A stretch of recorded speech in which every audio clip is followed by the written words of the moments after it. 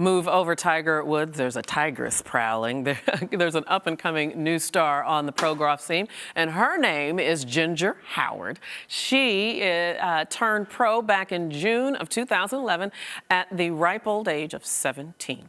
She was the first black golfer in the U.S. Junior Ryder Cup 2010 and has placed 78 times in competition.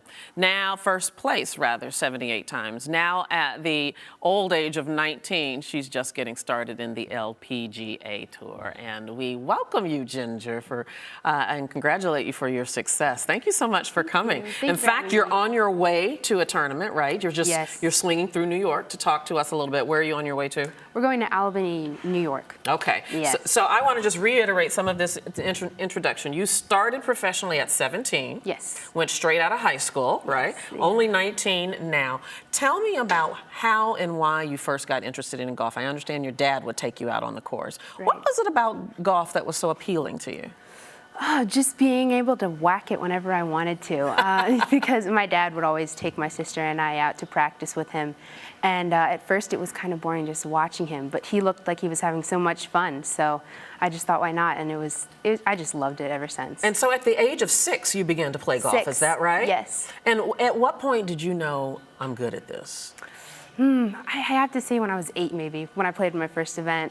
And then it just kind of carried on from there. I wanted to play golf for a living. Really? And you know, even at the age of 8. Yes. So what is it about the game? When you're out there on the course, in competition, is it the competition that you like? Or so many golfers talk about the metaphors for life. What is it for you? I mean, I love the competition. I love traveling, too. That's always a big thing for me. And I just love being out there with my family. It's definitely a family sport for me. And being able to travel with my dad constantly. So I love that. It's all right to travel with Dad? I love. Is he a cool dad? Yes, he's a very cool dad. Speaking of your dad, I know he has been absolutely instrumental in your success. Talk a little bit about the sacrifices both your parents made, but particular Dad, who's over there taking pictures now, and into who you've become as a player.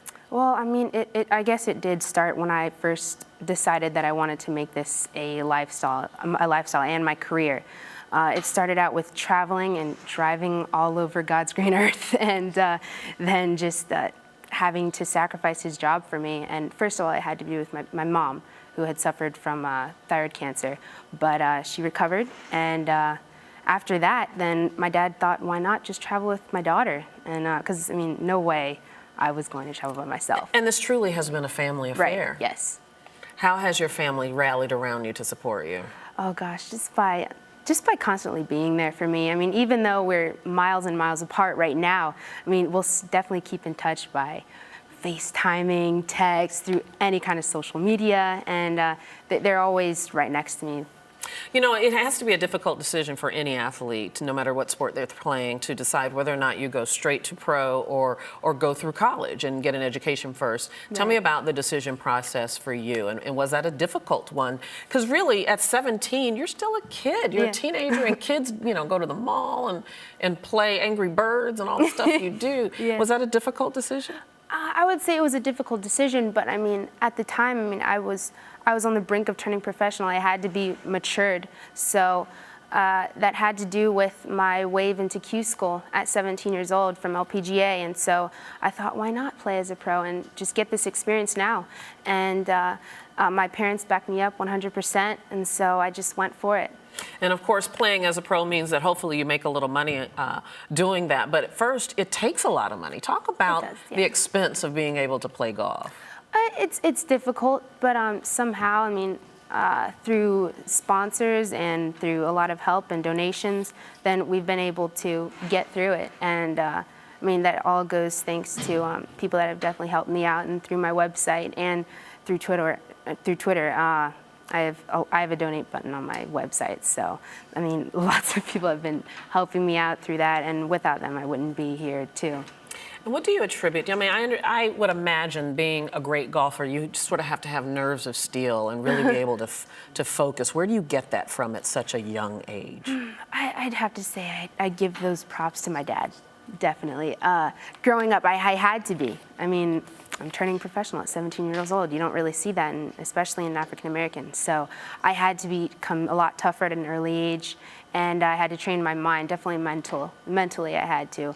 And it definitely all comes from my dad. And my mom has a lot of help with that too. But I'm sure. I noticed that as many young people, you wear a lot of bracelets, but one of them says Yes. something interesting, CBS. CBS. And that means what? That means confidence breeds success. And my dad told me that at an early age, growing up, and not only in golf, but I mean in life, really. I mean, you need to believe in order if you want to succeed at something.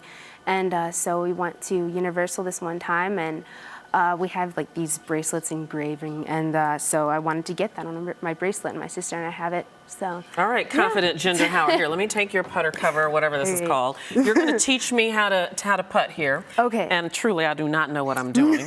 Can I just throw your cover over here? Yeah, Is that go okay? ahead. Yeah, Okay. go ahead. All right. I'm going to let you take a couple of shots and give me the Okay. tips. What should I know and what should you do? Okay. I mean, there are a lot of different kinds of grips, but I guess we'll just start off with grip. I have this kind of grip. I don't do an interlock with putting, but Okay. there are people that do the interlock. It's quite simple, but I have my hand here, my right hand, Okay. and then my left hand goes above it, and then I put my finger straight down Straight across down. these four fingers here. I Okay. mean, it's kind of complicated, but I mean, at first a little I started complicated. out with the interlock grip. Okay. But I Oh, mean, okay. yeah. As you get older, you kind of just experiment with new There's things. only so much I can do. All right, go ahead. Right. Okay. You want to place a little bet? Can you think you can make it on the first try? Yeah. All right. I mean, what do we bet? We bet a bottle of water. A bottle of water. My executive producer said lunch. Let's start with the water, Dick. All right. Okay, go. Let's see it. Okay. Now, as you're doing this, can you talk and putt at the same time? I can. Yes. Do you get nervous? Do I get nervous like right now? Yeah. Well, no, not right now. Like when you're competing. Go ahead and putt and talk. Okay, yeah. Yeah. I mean, I get nervous while competing, but I think that's an important thing. I mean, Annika Sorenstam said a long time ago before that if you aren't nervous, then you don't have love for the game. So I definitely believe that it's important to be nervous sometimes. Okay. Boom. But Wow. Like you didn't even try. And so how do you harness that energy, the nervous energy, so that it doesn't overtake you? well, I was working with my Now you're mental just coach a showing lot, out. yeah. Okay, all right, let me Give it a try, try yeah. and embarrass myself and get it over with, and then we'll come back to it. But you were saying what now? How do you harness it so it doesn't impede? Well, so he always tells me, just kind of find a happy place. Nice.